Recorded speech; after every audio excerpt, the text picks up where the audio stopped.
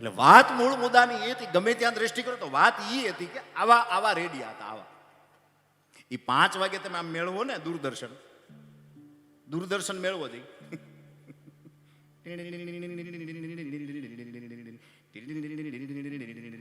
કરો કરો કરો દૂરદર્શન.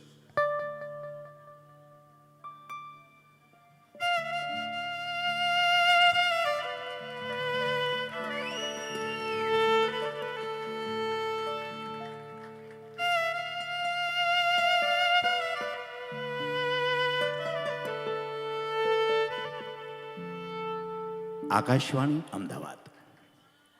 સાંજના 5:30 કાર્યક્રમનું નામ છે ગામનો ચોરો. આજે આપણે વાત કરશું રીંગણાની ખેતી વિશે. કુંડલાથી કુરજી બાપા આવ્યા છે, ગાંધીનગરથી ગોબરભાઈ આવ્યા છે. કુરજી બાપા રીંગણાની ખેતી કઈ રીતે થાય ખાસ કરીને અમારા ખેડૂત મિત્રો જાણવા માંગે છે. પછી કુરજી બાપાનો ઇન્ટરવ્યુ આવે, ભાઈ રીંગણામાં તો એવું છે, પેલા રોપ પછી ધીરે ધીરે મોટું થાય, ફૂલ આવે, પછી અમદાવાદ ગયો ખબર નથી ભાઈ. ગાંધીનગરથી ગોબરભાઈ આવે છે. ગોબરભાઈ, ઝીણી ઝીણી જીવાત જે રીંગણાના ઉપદ્રવને મોટું નથી થવા દેતું એનું કારણ શું, અને ખાસ કરીને કયું પાણી પાવું જોઈએ? કુવાનું, ડાળનું કે ટપક પદ્ધતિ સિંચાઈ યોજનાનું? અને આપણે ત્યાં 3 પ્રકારના રીંગણા થાય છે, કાળું, ગુલાબી અને કાટાળું. તો આપણે કયું ફળદ્રુપતા હોય જેને આપણે આખા કરીને ખાઈએ કે ડીટિયા ખાઈએ કે અને ભરતું કરીને ખાઈએ કે? હવે કૃષિમાં હોય, મોટી ઉંમર હોય ને પછી આખી ડિટેલ આપે, એ સમજવા જેવું હોય.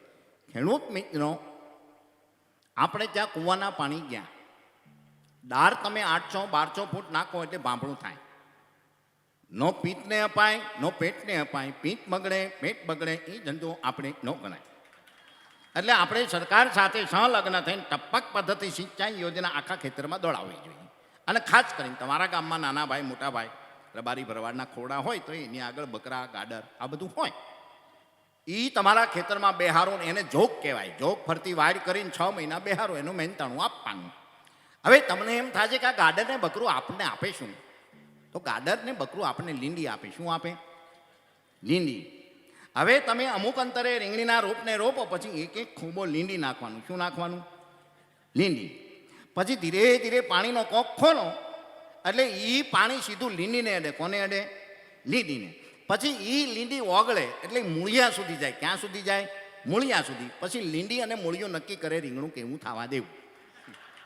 જો બેઠી થડીની લીંડી હશે તો રીંગણું એ પ્રકારનું થાય, લંબગોળ હશે તો. સાંજના 7:30 સાંભળી સુંદર મજાનું એક ભજન. ધોવા દો રઘુરા એ વાલા, મને શોખ પડ્યો રે માના માય, તમારા પગ ધોવા દો રઘુરાય દી.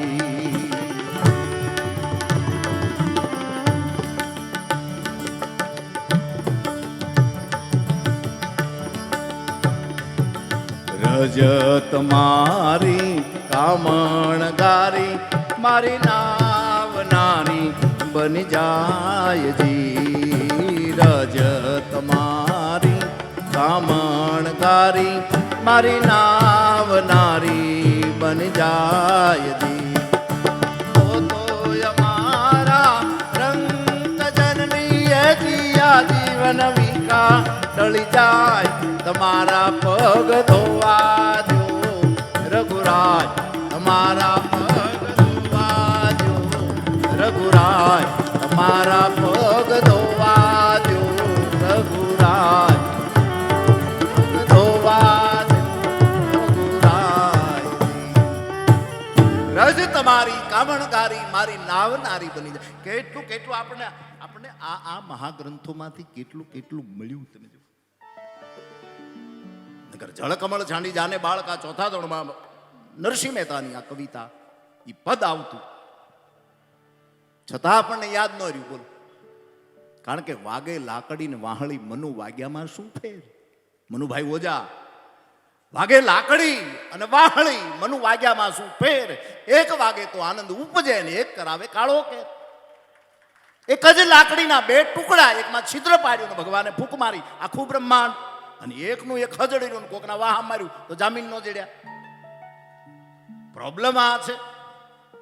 નથી આમ ચોરને પોલીસ વાળા પકડીને કોર્ટમાં હાજર કર્યો ને ખાલી જજે હથોડો પછાડીને કીધું ઓર્ડર ઓર્ડર, ક્યાં તો ચોરે બગડાટી બોલાવ્યું, ઓર્ડર ઓર્ડર કરો. એના ઘરમાં મૂકેલું એને લોજડી એવી ગોતે એવી રાજમાં પૂછો એને જજ કે હાચો છે જવા દો. આવું હોય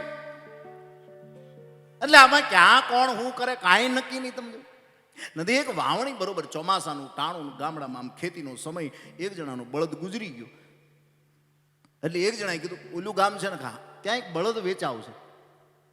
ઓલો કે પાકું કે પાકું ગયો ને ગામમાં બરોબર ડેલામાં ગયો તો બાપા આમ બીડી હળગ બીડી તો હવે વહી ગઈ ભાઈ. હાય નગર ગામડામાં એ આમ આમ આમ આમ બીડી હળગાવે પછી આમ શર્ટ મારે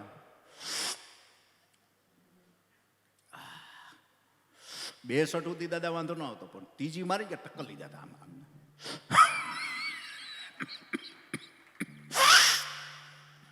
આપણે એમ કે આ ટક્કર લઈ ગયા પછી ચોથી કઈ ઉપરથી પાછું આવે પાછું એમ કરીને 6થી શર્ટ મારે બોલો. અને બાપા બરોબર આમ બીડી હળગાવીને બેઠેલા અને ઓલા કીધું રામ રામ તો કે રામ રામ. આ બળદ વેચવો છે તો વેચવો છે પણ દેવો નથી. 10 વાર કીધું બળદ વેચવો છે પણ દેવો નથી, વેચવો છે પણ દેવો નથી. એટલે કંટાળીની માણસ ગામના પાદરમાં જતો તો એમાં કોઈ નજીકનો મળ્યો અને કીધું ભાઈ ઓલા બાપાનું મગજ ચસકી ગયું એવું લાગે તો કેમ તો કે એને બળદ વેચવો છે પણ દેવો નથી ને એક બેન આમ પાણીની આમ એલ ભરીને વી આવે એટલે કે ઓલી બાઈ દેવાની છે. આપણે એને પૂછીએ ઓલો કે ગામ તારું વાહો મારો એ કે સાંભળ બાપાના દીકરાનું નામ દેવો છે, દેવાના ઘરેથી આ બેન છે.